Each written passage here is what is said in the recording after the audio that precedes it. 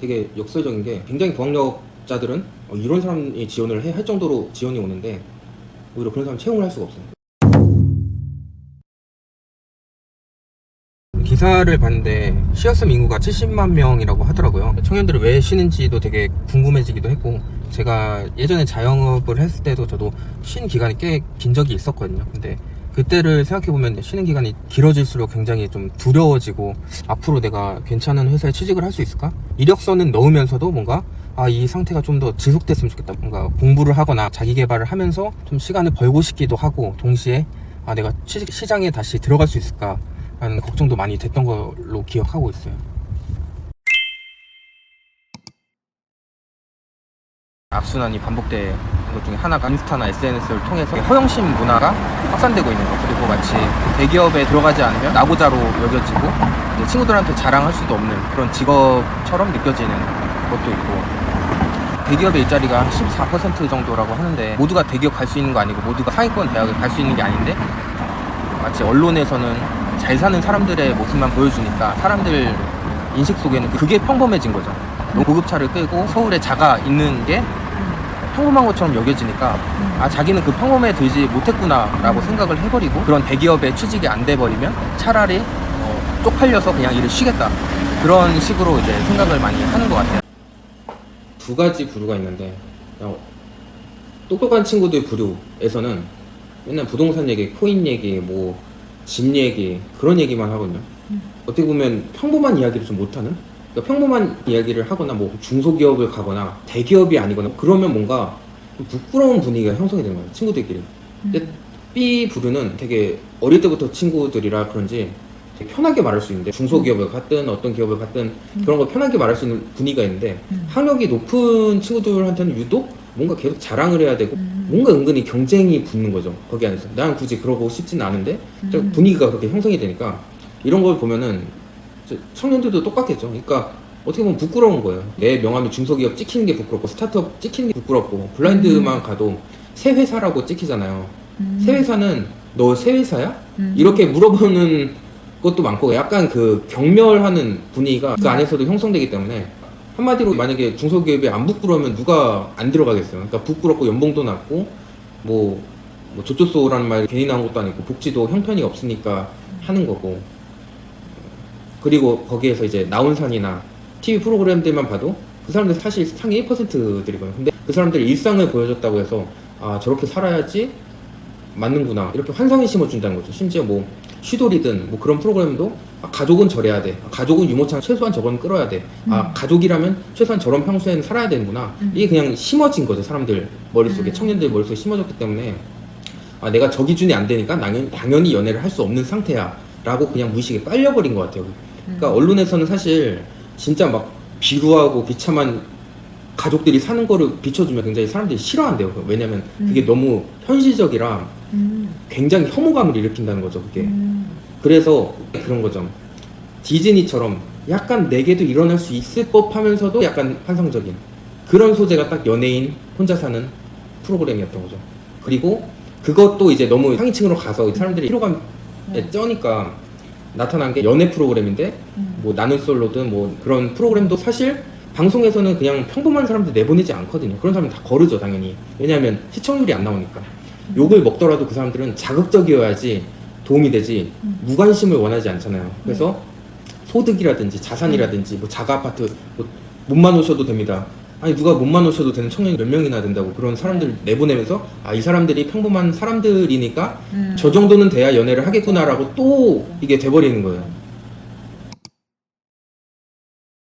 대한민국이 이제 성장률이 고성장 국가에서 저성장으로 바뀌었고, 저성장이 되면 회사에서도 대기업부터 공채를 줄여버리잖아요.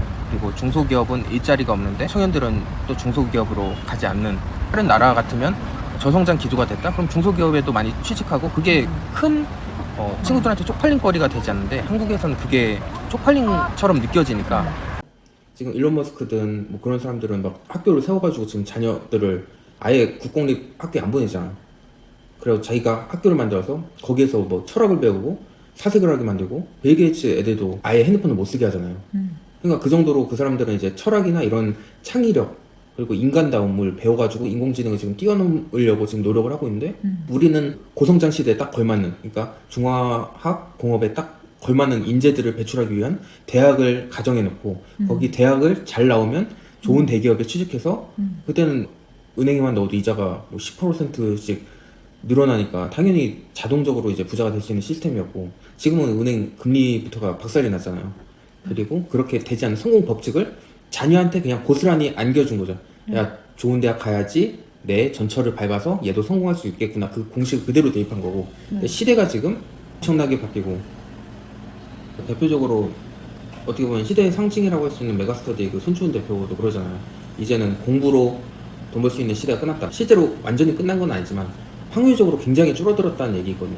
근데 왜 그러냐? 기본적으로 이제 한국의 펀더멘털이 굉장히 약해졌거든요. 그러니까 중화학 공업이든 우리나라는 굉장히 일본이랑 되게 비슷해요. 그러니까 몸을 갈아넣고 열정과 땀으로 만드는 제조업 중심으로 컸잖아요. 삼성이든 뭐 LG든 다 그런 걸로 컸는데 이제는 진짜 바뀌어야 될 때인데 아직까지도 교육이 50년, 60년째 주입식 교육을 벗어나지 못한 거죠. 그러니까 일본도 심지어는 그 수능 같은 거를 폐지했다고 들었거든요. 폐지하고 체육 시간에도 철학 수업을 한대요. 그러니까 더 인간다운 게 뭔지, 더 그리고 우리가 AI에게 침범당하지 않는 영역이 뭔지, 우리 고유의 것을 더 끌어내기 위한 그렇게 교육이 다 바뀌고 있는데 한국은 그 주입식 교육이 아직까지도 지금 수능에서 발현이 되고 있고 이게 앞으로도 안 바뀔 확률이 더 높겠죠. 여태까지 안 바뀌었으니까. 그렇다고 하면은 지금 중소기업에서는 혁신이 일어나야 되거든요. 예전에 대기업이 중소기업이었던 것처럼 그렇게 커나려면 지금의 스타트업이든 중소기업이든 예전의 대기업처럼 뭔가를 미래 먹거리를 찾고 발전을 해 나가야 되는데 그게 지금 미국의 인공지능이든 IT든 그런 분야인데 이 분야는 인공지능에게 너무 따라잡히기 쉬운 분야거든요. 그래서 더 사람답고 인간다운 철학이나 이런 것에 교육을 몰두를 해야 되는데 주입식 교육으로 그걸 따라잡을 수가 없다. 평범한 회사니 어떻게 AI를 이기겠어요? 일단 중소기업은 대부분 대표들이 뭐 따로 교육을 받거나 뭐 대기업처럼 체계적인 시스템이 없기 때문에 일단 직원들의 복지나 이런 거를 챙겨주긴 하겠지만 대기업에 비해 격차가 너무 크게 나버려요. 완전히 복지에 대한 시스템이 갖춰져 있는 데와 중소기업은 이제 뭐 대부분 사장이나 대표의 권한 아래서 뭔가를 하나씩 차근차근 시행해보고 예산에 맞게 하다 보니까 규모 면에서나 뭔가 그거는 누구나 다 그러지 않을까. 그러니까 신입 금액에 공고를 올렸는데 A라는 사람은 완전히 진짜 생 신입이고 B라는 사람은 경력이 있는데 자기 연봉을 낮춰서 여기 들어오겠다 하면은 100이면 100 다 경력자를 뽑을 거거든요. 그러니까 그거는 중소기업의 문제라기보다는 일자리가 많이 줄어들면서 경력자들이 신입의 자리를 꿰차는 게 문제죠. 근데 이거 엄청난 유혹이잖아. 누가 신입 금액을 올렸는데 경력이 들어오면 누가 신입을 뽑겠어요. 경력자가 자기가 제 발로 뭐 협박해서 한 것도 아니고 자기가 제 발로 신입 연봉 받겠다는데 이거 누가 말려요. 이건 완전 생태계 교란자죠. 방송 프로그램들만 봐도 너무 수준이 높다 보니까 이게 중소기업 일자리로 볼 수 있는 금액이 아니잖아 사실상. 그렇다고 해서 거기에서 돈을 많이 주는 것도 아니고 그렇다고 대기업처럼 복지가 좋은 것도 아니야. 그러니까 뭐 하나 청년들의 마음을 사로잡지 못한 거 아닐까요? 그러니까 삼박자가 다 틀려 먹은 거죠. 아무래도 하드웨어를 중점적으로 보느냐 아니면 소프트웨어를 중점적으로 보느냐의 차이인 것 같은데 과거 뭐 삼성, 현대 이런 대기업들은 주로 하드웨어, 그러니까 학력이 어떠냐, 이 사람의 학점이 어떠냐 그런 걸 위주로 보고 채용을 했다면 지금 시대가 정말 많이 바뀌어서 요즘에는 실무 위주로 오히려 실무가 학력이 돼버린 시대인 거죠. 그래서 코딩 같은 경우도 학력을 전혀 안 보고 코딩 실력으로만 채용하는 경우도 굉장히 많다고 들었고 하드웨어를 보고 채용을 했을 때 생각보다 직무를 너무 못하거나 미숙하거나 아니면 팀 내에서 내가 고학력자인데 내가 저런 사람들이랑 어울려야 돼? 이런 분위기도 있고 잘 적응하지 못하는, 그래서 하드웨어는 굉장히 좋은 분들을 채용했는데도 불구하고 실적은 그렇게 좋지 않은 경우가 굉장히 많다고 하더라고요. 그래서 앞으로의 채용 추세는 소프트웨어 중심, 그러니까 인품을 보든 그 사람이 팀 내 화합도가 어느 정도 잘 이루어지든 그런 걸 중점적으로 보고 실무 능력이 얼마나 적합한지 위주로 점점 변해가는 것 같아요. 토스 이승건 대표님도 소프트웨어 중심으로 채용을 하고 문제 해결 능력이 얼마나 좋은지를 가장 우선적으로 채용하신다고 하더라고요. 그래서 그런 분들을 많이 지원하면 좋겠다는 말씀도 하셨고 저도 공감을 하는 게 이제 회사가 점점 껍데기는 버려지고 본질 위주로 돌아간다. 그렇기 때문에 회사에서도 더 경력자 위주로 채용을 하는 거고, 그렇다면 나는 경험이 없는데 어떻게 하냐, 뭐 신입 뽑는다면서 다 경력자만 뽑는다, 이런 문제를 제기할 수도 있는데, 경제 성장률이 안 나오다 보니까 대기업에서도 그렇고 지원하시는 분들도 그렇고 자기의 연봉을 깎아서 하향 지원하게 돼 있거든요. 왜냐면 계속 자리는 없고 고연봉 자리는 없는데 모두가 이제 학력이 높아진 시대가 됐으니까 경쟁력이 떨어지는 거죠. 그래서 점점 하향 지원을 하다 보니까 큰 물에 물고기들이 있는데 메기가 한 명 오는 것처럼 중소기업 사장들은 그 메기를 채용할 수밖에 없다는 거죠. 저희 같은 경우도 중소기업은 다 돈이 쪼들리잖아요. 그래서 한정된 자원으로 최상의 인재를 얻길 원하죠, 당연히. 되게 역설적인 게, 굉장히 고학력자들은 이런 사람이 지원을 해야 할 정도로 지원이 오는데 오히려 그런 사람 채용을 할 수가 없어요. 왜냐하면 대기업 인턴십을 마쳤다든지 아니면 좀 이름 있는 중견기업, 대기업을 다녔다가 중소기업에 지원하게 되면 오히려 직무 적합성이 굉장히 떨어지거든요. 거기는 다 시스템이 너무나 잘 돼 있어서 사실 어떻게 보면은 뭐 비하하는 것처럼 보일 수 있다면 톱니바퀴 역할을 하는 거잖아요.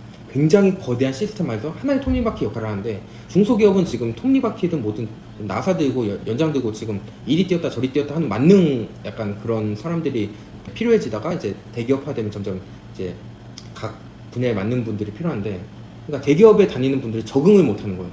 적응을 못 하는데 스펙 좋고 대기업 다녔으면 어느 정도 이제 검증이 된 분들인데 중소기업에 또 안 맞아. 지금 이 사람들한테 일을 시키면 너무 다양한 일을 한다 하기 때문에 또 이제 적응을 못해서 나가시는 경우가 많기 때문에 단순히 좋은 스펙을 갖고 있다고 해서 중소기업에 다 맞는 게 아니다. 그래서 중소기업에 가장 맞고 적합한 사람은 내가 지금 당장 채용해야 될 직무와 이 길을 꾸준히 포트폴리오로 쌓은 사람들이 딱 맞더라고요. 그게 1차적으로 맞고, 두 번째적으로는 팀원들이랑 화합, 뭔가 좀 사글사글하게 화합도 잘하면 최고의 베스트겠죠. 그래서 대기업 인재가 중소기업에 많지 않다, 이게 그런 말이 있거든요. 스타트업은 대기업의 축소판이 아니라고. 그러니까 대기업을 줄여놓으면 스타트업이 아니라고. 그러니까 스타트업은 다른 회사고, 중소기업은 다른 회사고, 중견기업은 또 다른 회사고, 대기업은 또 다른 회사예요. 그러니까 좋은 대기업 경험했다고 중소기업에 맞지 않는다. 그래서 인력난은 항상 시달리고 있습니다.